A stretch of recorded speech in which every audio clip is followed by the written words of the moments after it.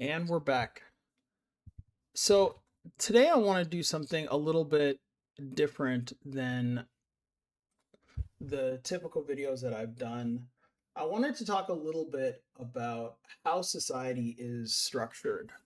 And I wanted to do this from the perspective of, can we create a coherent model to describe the world? And again, there's going to be some abstractions, we're going to do some simplifications, but can we understand the world in a really logical way without all the hyperbole? When we talk about the state of men and women in the 21st century, we talk a lot about the male loneliness epidemic, we talk about feminism, we talk about misandry, we talk about all of these things. And the way we do that has a super strong tendency to make it sound very personal. So I don't want to do that. This is not about whether or not women are correct or men are mistaken in our presumptions. Like, what if we just sort of understood this from a really dispassionate lens? And so what if we looked at this strictly from the perspective of, what are the interests of the players and what can we rationally expect them to do given the world that they find themselves in? So if you consider for a minute that men and women are two halves of the human species that live on a planet that's hurtling through space. Everyone is optimizing for their self-interest. Men are optimizing for our self-interest. Women are optimizing for their self-interest.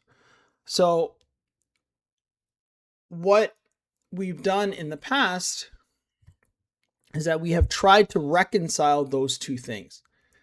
And I think what we're seeing is, it is impossible for men to optimize their self-interest and for women to optimize for their self-interest. And the problem is, we are not the same. And understanding that difference is the reason why this notion of equality, this notion that we can all get along, everyone can get what they want, is actually, and my model argues, this is impossible. So a lot of people think, oh, well, we're going to see an age in the future where women are going to be like, oh, I just want one man. They're going to come back to monogamy, and they're going to say, you know what? I don't want to be with all these different guys. I just want one good man who loves me.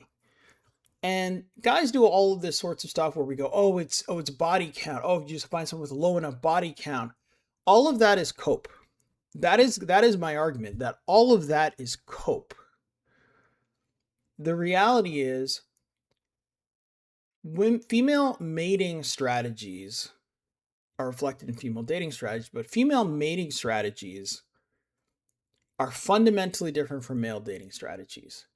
And as women gain more power and influence in society, they will begin to move the levers of society to maximize their own dating strategies. So this leads to what I call the hypergamous state model. It's a theoretical framework. And what I want to do is talk about what this state of affairs would look like. And I'll leave it to you to decide how close that model represents the real world. And then I want to do 7 things that we can learn from that for the common man. So let's start in the very beginning. Let's look at the model assumptions. So men and women have different average reproductive incentives due to sexual dimorphism. Basically, a long way of saying, men and women are different. The way we pursue sexual fulfillment is different. So really simply, because men produce sexual material all the time, we can have children with a near unlimited number of women at very little cost to ourselves. That a man's optimal fertility is to have a lot of partners and a lot of babies with a lot of partners. That's a man's optimal fertility. So if you think of Elon Musk, and that'll come back in this talk.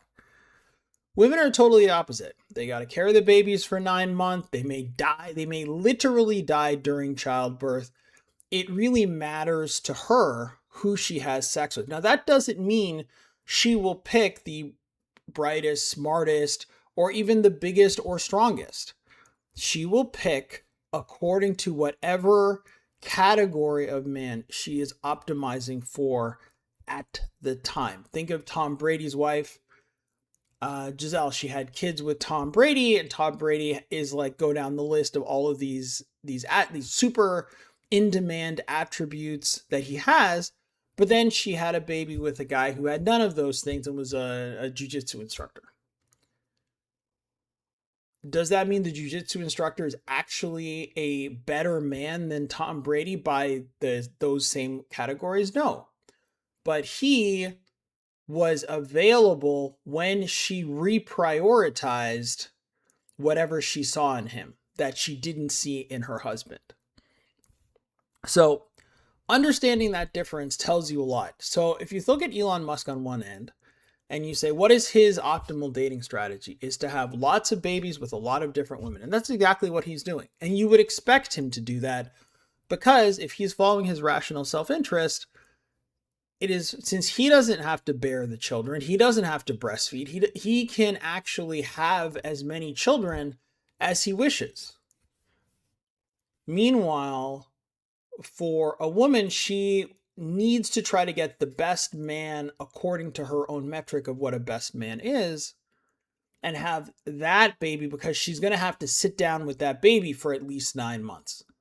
It's going to affect her reproductive options on the other side. There are bigger costs. So you expect a man like Elon Musk to be very selective, and you would expect, to be very, have a lower criteria for whom he will give a baby to versus a woman who you would expect, again, just following the biological cost, you would expect her to be more picky. So, and generally we see this in men and women. Then men view most women as being attractive. Meanwhile, women view very few men as being attractive. And this creates 3 groups of men, 3 groups of people. There's the elite men, like Elon Musk on one hand. There's the common man, which is the subject of this talk. And then there's women. And women are in a broad category, but of course some women have significantly higher advantages and have significantly higher options due to their above average looks. However, most women will follow the same basic reproductive strategy. They will try to find the best man that they can access and then have children with that man. Now, the common man is really different. So when we talk about elite men, they want to have as much sexual access as they can.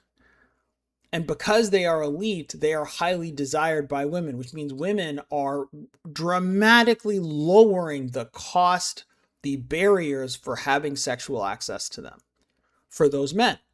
So for the elite man, he may or may not choose monogamy, but he is under no obligation to do so. Andrew Tate is a good example of this. What is his strategy? Have babies with as many women as pleases him. To have sex with as many women as pleases him. Why? Because he gains no benefit from monogamy. Now you could say, well, but there could be love and all these things. Yeah, but I mean, you could also get divorced. So for a man like an Andrew Tate and Elon Musk, for these guys, monogamy is not the best strategy. And for women, if elite men practiced monogamy, and again, I use elite men in this context of women because those are the men that women are looking for. If elite men practiced monogamy, that would limit access to elite men. And so you go, okay, well, who exactly is benefiting from monogamy? So if you have elite men who are like, hey man, I want to have sex with all the women who want to have sex with me. And women are like, we want to have sex with the elite men, and we are going to dramatically lower the cost of the barrier to access us. This is a great situation for women because they can have access to the best quality men. Whether those men commit to them or not is a totally different story. But for the elite men, their position is, hey, that's great. You're trying to sleep with me. I'm trying to get slept with. Phenomenal. So elite men and women have a mutually beneficial sexual strategy. But what about the common man?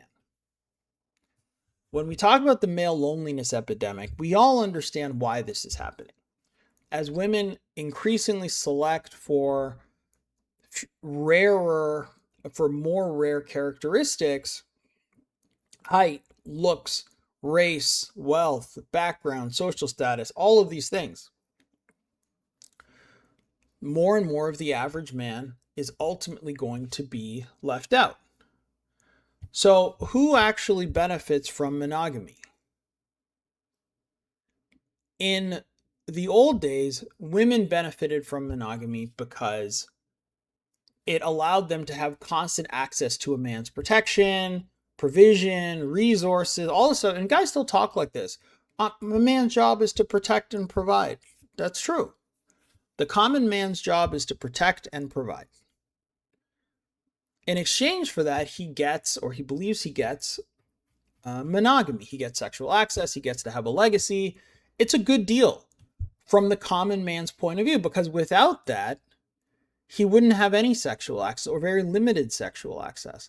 And so what we're seeing is that the world is shifting back to that strategy, which is much more feudalistic, where some men have tremendous sexual access and a lot of men do not. And we should understand that for those men and the mass of women, they have a mutually beneficial strategy. It is the common man who is left out. So, based on this, what would we predict would happen if females in a society, if women in a society gained more access to the levers of power? And in the prediction, it says, women will naturally seek to destroy every obstacle to their unfettered sexual access to the men they desire. So they are going to vilify monogamy. They will say things like, oh, if your grandmother was a sexual slave, we needed feminism to liberate women. They will promote things like abortion and birth controls, two things which are, in my opinion, objectively good. But birth control, abortion, they will push for things like equality at work. They will push for things like government supports for single mothers, pushing for the monopoly of children when the relationship ends, such that the cost for a woman leaving a relationship can be very low. So she doesn't necessarily risk not seeing her children. She doesn't necessarily risk all of her money or half of her money going out because maybe she earns more. It's tied to whoever has monopoly access over the children. This, of course, favors women. And so what you would expect is that women will seek to destroy everything that stands in their way. So shame is out, judgment is out, criticism of women is strictly frowned upon. Nothing a woman does is ever to be criticized. And this gives them the license to then pursue the sexual strategy of their choice. Now, permanent monogamy, and so when we say women have like an antipathy towards monogamy, it's not that women are never monogamous. It's not that a woman might not want monogamy in some cases. However, it is a temporal monogamy. It is almost never a permanent monogamy. Women wish to retain the right to leave at any time for any reason. So in that scenario, you would expect that to be more and more the case when women have power. They will seek to set up, to reshape society, to make it easier for them to exercise their sexual options. And for the elite men of the world, there's no change for them. This is phenomenal for them. as they have more women than they could ever possibly service. So it's phenomenal for them. However, even though every man would prefer, not every man would prefer, but every man's sexual strategy is optimized by having multiple sexual partners, because women are hard to come by, for the common man, a very, very acceptable secondary strategy is permanent monogamy. One wife, you can have children, you can have children, you can have regular sexual access, you can have the love and companionship of a relationship with a woman. This is the fulfillment of the male sexual life. And this is available to the common man, but only in societies where monogamy is enforced either informally or formally through cultures.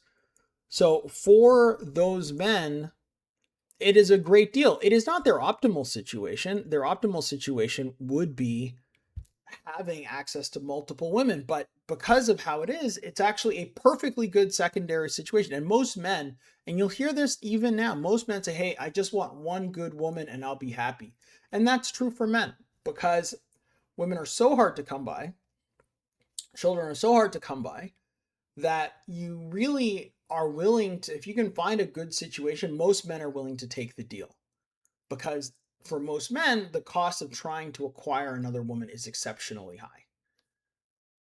So even in a society where all of these traditions and norms and everything else are being broken down to give women unfettered sexual access to the men they desire, what you see are subcultures where strong norms may differ. What that basically means is, even though in a society you'll look and you're like, okay, all of this stuff is breaking down. If you're black, you only have, if you're a black baby, you have a 30% chance of being born to married parents if you're black. But in the same society, in the same country, you have a 90% chance of being born to married parents if you're Asian in America. So what does that tell us? It tells us that, and is the idea that Asian women don't have the same desires for hypergamy. Of course they do, because they are women. But what you see there is strong norms, cultures in the society. The cost for exercising that is so high that it makes it suboptimal for a woman to be like, okay, I'm going to get rid of this guy, get a different guy, get a stepdad here, and kind of put patchwork and put it together. That's, in some societies, it's just really not possible. And so it's not worth it to exercise. And that is another way that monogamy can be enforced, through norms and cultures. However, that's true for subcultures. But if you are not part of the subculture, if you're black, if you're white, if you're just out there part of the Western world, you have almost no leverage and almost no protection from relationship dissolution. And so you have to bear the externalized cost from this arrangement.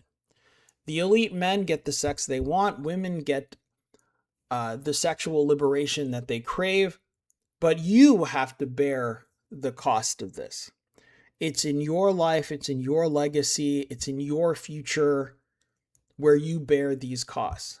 And the question is then, what do you do about it? So I thought about what does the common man do if he finds himself in this situation? And I came up with 7 rules.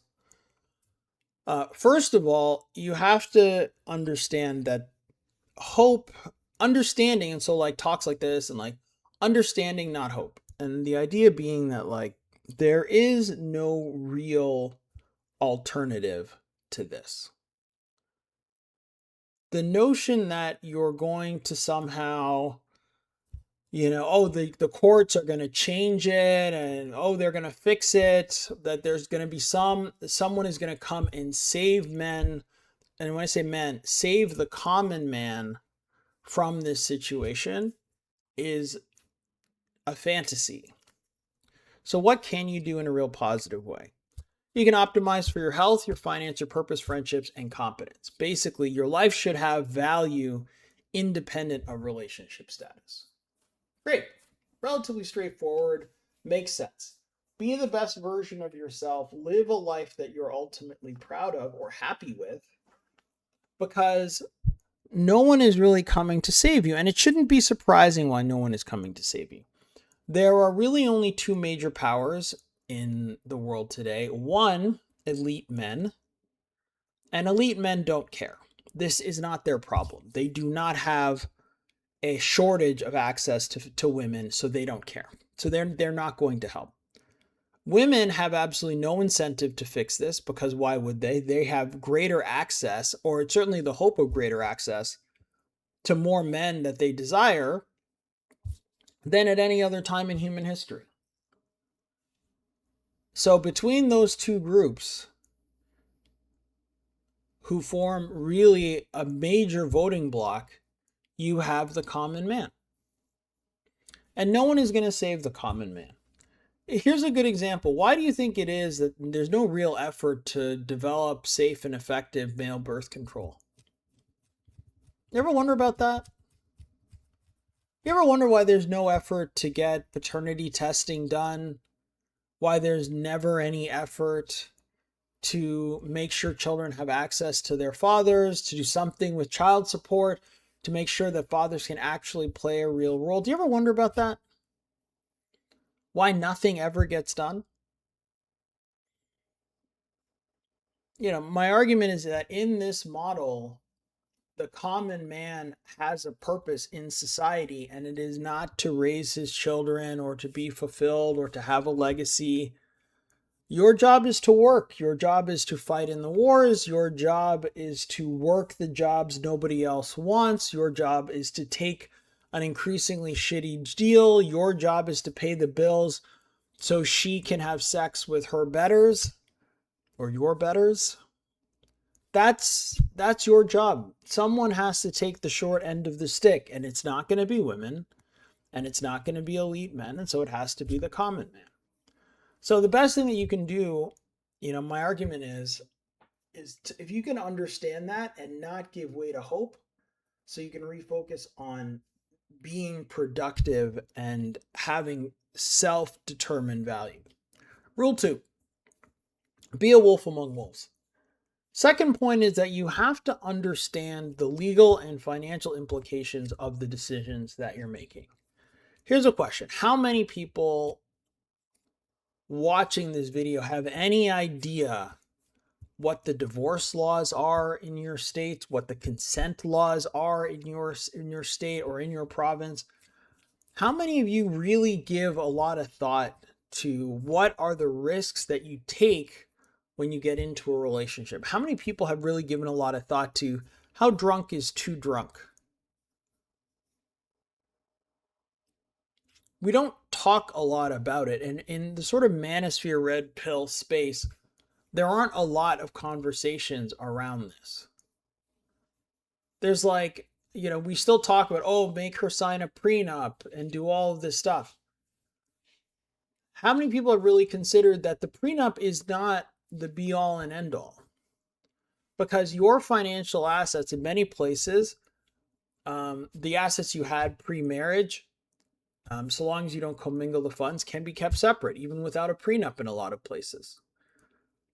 But your child support calculations are fixed. How many people know what it would cost them if they had 2 kids and didn't have custody? Most guys don't know. They've never given it any thought.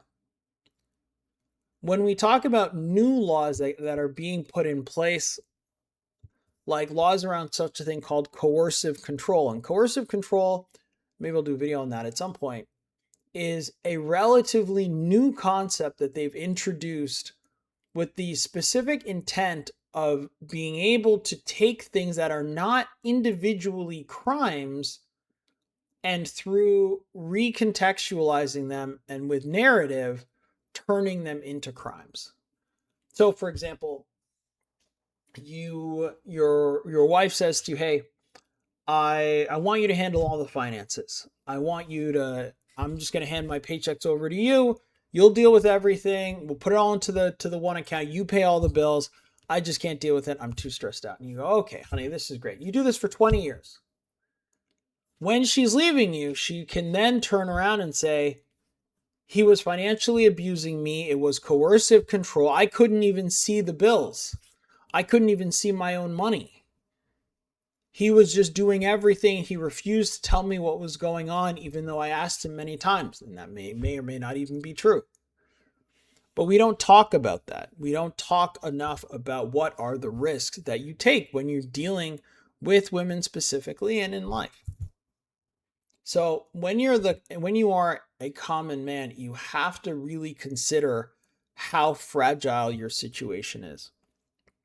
Sometimes you see guys say things like, well, I don't have much money. I don't need a prenup. And I always find that statement to be very funny, because the fact that you don't have a lot of money is literally the reason why you need a prenup. Because Kanye can lose $500 million and still be rich.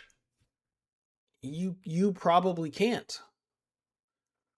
And so the common man has to understand how precarious his existence really is. You lose your job, you have a major health setback, you're fucked. And so really giving that a lot of thought so that you're structuring your life, hopefully in a really smart way, such that you can try to weather some of these storms, that you can operate in a self-protective manner. Rule 3, protect your neck. For the common man, a woman is easily one of the biggest risk vectors in your entire life. And you have to understand that the female disgust for the common man is a serious risk factor. And the last one is obvious: condoms. For the love of God, condoms. I literally never hear anyone in the manosphere ever talk about condoms. It's crazy. Number one, and frankly, this entire point could have just been about condoms. But the notion that a woman will sleep with you and that means she likes you has to be driven totally out of your head. It does not mean that necessarily. You cannot assume that. It is not a given that just because a woman is willing to sleep with you that she even likes you. A woman will sleep with you for all kinds of reasons, including just to have a baby by you. She may hate your guts. She may not respect you at all, but she may want a baby and access to everything that gives her in society. It may be a revenge baby. You don't know, and to say nothing of STIs. So when women are dealing with you, and they're not dealing with you from a position of what Richard Cooper calls genuine burning desire, you have to always look at a relationship as, okay, she likes me, I hope. But certainly in the beginning, you have to be asking yourself, why me? Why did she pick me? Not so you can be insecure, but so that you can not be blinded. If a beautiful woman steps into your life and is like, I've been waiting my whole life for you, you should really ask yourself, well, why you? Why now? Why this moment? Because if you understand, and this is why I said this is important, it has very little to do with the individual woman. It has very little to do with, that girl in your class or that woman at your job or whatever the case may be. But if you sort of accept in broad strokes this model, then you're like, okay, well, wait a minute. If women are continually pursuing the best man that they can get, why me? Because if you're a common man, you're not the best she could get. She could get someone better. So why you? That doesn't mean that the answer is she's trying to deceive you, but that's a question you have to answer for yourself. And you have to be aware that sex is quite often used to lull a man into thinking he is desired. Because what is the easiest way to show a man that you care about him or that you desire him? How do men understand desire? We understand it through sex. If you talk to men who are in a dead bedroom, what are the things that they will say? They will say things like, I felt unloved. I felt she was disgusted by me. I felt rejected. My self-esteem took a hit. But the reverse of that is also true. That you can give a man the feeling of being wanted. You can give a man the feeling of being desired simply by having sex with him. So, you must protect your neck. The one on your shoulders and the one elsewhere. And always, but that's got to be like burned into your mind. And especially the subject of condoms. Too many guys in 2026 are just rolling raw. That's insane. Because you have to ask yourself, if you're the common man, you think she really wants to co-parent with you? I find like I never hear men ask the question. Oh yeah, I was seeing this chick and she got pregnant and then now she won't let me see the kid and all that stuff. And it's like, did you think she would want to co-parent with you? She doesn't even know you. She probably doesn't like you. Oh, but she fucked me though. Yeah, she did. And so this is something that I think a lot of men really have to sort of drill into their minds that it's super, super important to make sure that you're protecting yourself at all times because nobody's going to have any sympathy for you. If you have a baby by some lunatic who ruins your life, no one is really going to have sympathy. People will say that, but nobody really cares. You have to protect yourself at all times. Like it is like a UFC fight in that way. Rule 4. If you have children, so let's say you've done well. You're the common man, but you've gotten married, you've had your first baby. What is the situation? How should you respond? Well, the most logical way to approach this is to understand that you are parenting on borrowed time. In the world of the hypergamy state, it is the woman who determines whether or not you are able to be a parent to your children. If she says it's okay, you have no problems. If she says no, your whole life is a problem. So, what can you do? And again, this goes back to my first or second point, which is that you have to protect yourself and you've got to be a wolf among wolves. What does that mean? From the beginning, you want to establish your role as a parent, meaning keep a journal, keep a diary, make sure you are attending as many things as you can, make sure you are investing as many things as you can into your children. I don't mean money, I mean time. You have to always understand that at any moment, particularly in the first 5 years, she can come to you and say, you know what, I'm not feeling it, I'm taking the kids and I'm leaving. And that time is very risky because your bond with the children is at its lowest. Because you have to think about it. As time moves forward, as the kids go from 5 to 10, 10 to 15, her ability to monopolize the children falls off a cliff. Like once it starts falling, so in the first 5 years, it's super high. That's also not coincidentally when you're most likely to get divorced. When your kids are between 5 and 10. That is when you are most likely to get divorced. So when you're in that time period, that's when your connection to the children is at its lowest. So that's where your investment has to be the highest.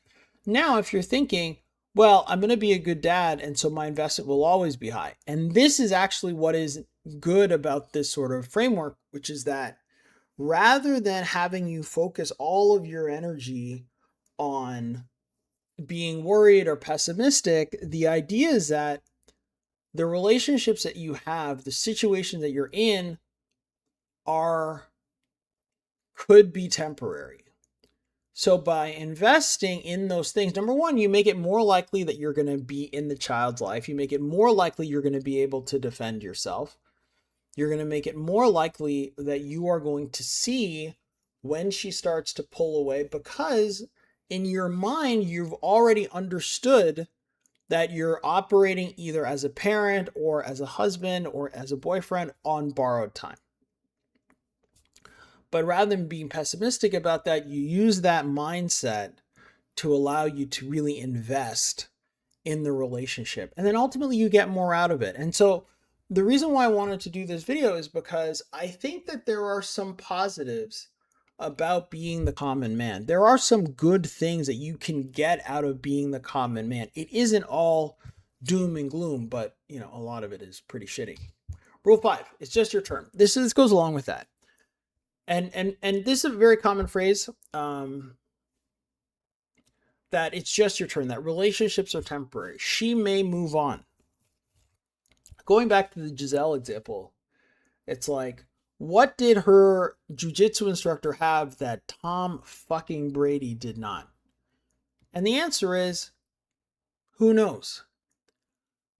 It's not that he beat Tom in Super Bowl wins or fame or money or looks or height or status or anything else. He didn't win on those levels. He won because what she optimized for in that moment was something she did not see in Tom Brady. And it might have been just novelty. It might have been availability. So there is no way, even if you do everything right, there is no way to really guarantee that the relationship will last. And because monogamy is for men. Like, if there's one lesson that I want you to take away from this video, it's that monogamy is for men. It is valuable to men. Men care about it. Women really don't. And you kind of get why they shouldn't. Women will appreciate a temporary monogamy, but they want to be able to get in and get out without losing a step, without falling backwards. And in fact, wherever possible, they want to gain through each cycle, through each spin of the wheel. They want to gain in material possessions as they go. So you should anticipate that this could happen to you. Now, of course, you don't want to assume that that's going to happen. This isn't about being pessimistic. But when I say maintain identity outside the relationship, what I mean is go into the relationship like a stoic, which is to say, invest fully, invest deeply, love hard, like really put the effort in, but understand at any moment that can come to an end. And that's also what's good about this model is that rather than simply pumping you full of nihilism and black pills, it's like, yeah, your relationship can come to an end at any time. Deal with it. Maintain an identity outside the relationship. Don't hang everything on being a boyfriend or a husband or even a father, because those things can all be taken away. And when those are, you don't want to be staring at a shotgun going, I don't know if I can make it another day. That's where you don't want to be. And the guys who are able to get out of that, or to not put themselves in that situation, kept themselves whole while inside the relationship. And if you have very low leverage, low genetic leverage, meaning that women are not just so in love with you that they can't help themselves, if you're not the kind of guy who falls backwards into relationship, it's not bad luck. It's bad genetics. It's unfortunate, but that's what it is. It's not bad luck. I hear so many guys say things like, oh, I just never had good luck. I never had good luck. It's not luck. Women saw you all the time. They weren't interested. It's bad genetics. And when I say bad genetics, there's probably nothing wrong with your genetics, except for it is not considered to be highly desirable by women. That's all it is. Rule 6. Be somebody. Acting with integrity regardless of outcome. This actually has to do mostly with how you see yourself. So when you are the common man, having integrity will keep you from becoming a scumbag. And look, a lot of common men do become scumbags. Like, the criminal class is largely populated by the common man. But if you can have self-esteem, if you can have integrity, then you can live a life that doesn't end in tragedy and heartbreak or shame I'm thinking of some of the people who've like committed, mass crimes and this sort of thing. And they sort of lashed out at society because, hey, I'm the common man. But in the end, to be shot down like a dog is not honorable. And you can be a common man and live with integrity. You can be a common man and have self respect. And that's super important. And lastly, there is no free lunch. There is no free lunch. There are risks that you cannot mitigate for. Having kids, there's no way to fully protect yourself from being stripped of parenthood, having someone lie about you, getting the wrong judge, getting a bad lawyer. There's no free lunch. So, partly what I think makes sense for the common man is to look at the risks in life that they deal with and say, okay, yeah, I can't have the 100% certainty that I want. And anyone promising you that is trying to sell you something. There is no free lunch. You want to go on and you want to have relationships. You want to do it risk-free. What's the secret? And guys, look, there are plenty of people who tell you, "Oh, brother, you just got to maintain frame. You just got to be a man. You got to be an alpha." None of that stuff works. There are no free lunches. There's no risk investments. You have to accept the uncertainty and you have to live with that. And you might get burned. But you have to ask yourself whether that's worth, never having gone into the arena. And this is important because for the common man, when we talk about marriage and we talk about kids, there are risks there that you simply cannot mitigate. You go abroad, maybe you meet someone, maybe you have to bring them back. There are risks there. You go abroad, you meet someone you live with, there are risks there. You meet someone here and you guys seem like a pretty good match. There are risks there. You could be on child support. So now, if you don't want to get married and don't want to have kids, then you can reduce your risks tremendously.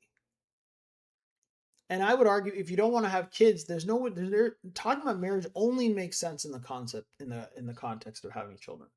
But if you don't want to have kids, there's no reason to ever get married. There's no reason in the world to get married. Live next door, like get two condos side by side, but there's no reason in the world to put yourself into a position where the state can control what you're doing or control your life. And so that's really it. It's a short one. I really just wanted to talk about this because like a lot of these ideas are floating around. And at the end of the day, I don't think despair is warranted. The common man situation is very bad, and I think we should be very honest with ourselves about that. There is no hope coming. The elite men are not going to save us. Women have a totally diametrically opposed mating strategy.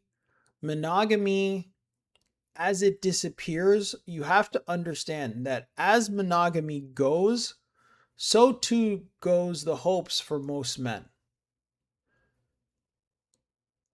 Because monogamy is the dating strategy of the common man.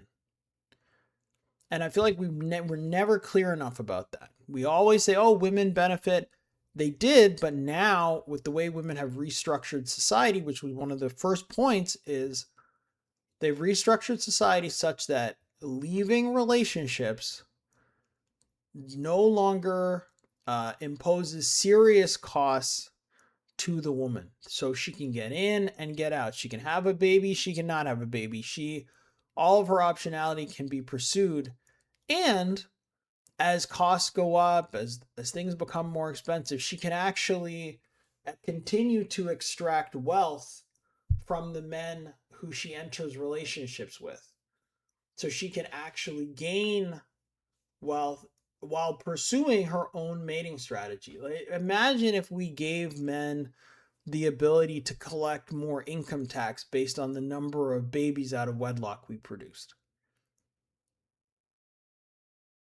We'd probably see a lot more babies produced that way.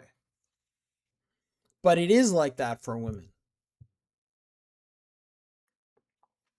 So you want to pursue relationships if that's what you want. You want to pursue a life that you're proud of if that's what you want. And that part you should definitely want. But thinking about the common man should be part of the way that the manosphere talks about relationships, because we can't talk about relationships from the point of view of the elite. We can't talk about relationships from the point of view of Andrew Tate. You can lift all the weights in the world. You're not going to operate like Andrew Tate does or an Elon Musk. It just doesn't work that way. You have to like for the men who have these characteristics, they have them. And so if you are, you're one of the common men of the planet, you have to understand that women do not naturally prefer monogamy as a permanent state of being in the way that you do. And when you can accept that, you can start to really think about, okay, I'm the only one who wants monogamy. I'm the only one who really wants permanent monogamy. Now, of course, there are some women who do, but as a general rule, that is not optimal for a woman. So she might, but because it's not optimal for her, the assumption, it is reasonable to assume that she is going to leave first. And what do we find? Somewhere between 70 and 80% of divorces are initiated by women. What does that tell us? Permanent monogamy is not the general preference for the majority of women. But for men, it is. And we don't talk enough about that and what that means to have such a glaring difference in the mating strategies between 100% of the human population split 50-50. But it also goes to explain why in which other cultures have structured themselves the way they have. Because if women were allowed to pursue their dating strategy to its maximum, you would have a large, restive male population that has no access to women. And you can say, well, women should pursue whatever they want. I mean, that is an ethical position in the fact that you're like, okay, sure. But we don't necessarily have to create a world that pays them to do that. Because we've artificially created a society where female mating preferences are supported by the state. That's not an ethical requirement. You're not ethically required to support women leaving their husbands, extracting resources, doing paternity fraud. Like, those are all state choices. So there are natural consequences for leaving a relationship. If we were to introduce those, that would then bring some natural consequences back into the system. But instead of that, not only do we remove those barriers, the state will then go in and say, okay, you still don't have enough money. Okay, here is all of the support you can have. We'll give you tax credits. We'll give you EBT, food stamps, housing supports. We will just shower you until you feel totally comfortable ending that relationship. And that is a policy decision. You don't have to do that. The two choices are not pay women to leave or the Taliban. That's a false choice. We could say, okay, women may pursue their dating strategy, but the state doesn't have to support it. The state doesn't have to enforce it. And that's what it's doing right now. So for a woman, a dual mating strategy of having a baby by one man who she prefers sexually or attractively or genetically, and then pretending it's the baby of another man so that she can extract resources out of him, that does not have to be supported by the state. There's no ethical reason why the state should support that, but it does. And therein lies the root of all of these problems. So this, like I said, it's a short one today. We're thinking about drop your thoughts in the comments below. I'm interested to hear what you think on the subject of the common man and the plight of the common man. And that's it for now. Have a great evening, and I'll see you in the next one.